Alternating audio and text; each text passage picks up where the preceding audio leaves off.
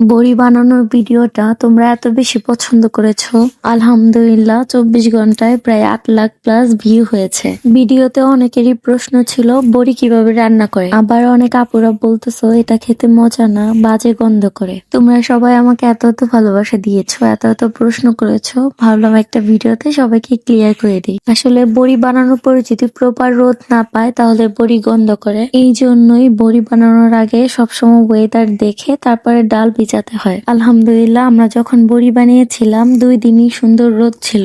আর টেস্টের কথা যদি বলি, যদি না এই খাওয়া যায় তাহলে আমরা কষ্ট করে কেন বড়ি বানাবো। যাদের অঞ্চলে বড়িটা বানায় তারাই বলতে পারবে এটা স্বাদ কেমন হয়। আর বড়িগুলো বিভিন্ন সবজি মাছের সাথে মিশিয়ে তরকারি রান্না করা হয়, আবার ভর্তা বানিয়েও খাওয়া যায়। আমি ভিডিওতে কথা বলতে বলতে একটা ভর্তার রেসিপি দিয়েছি।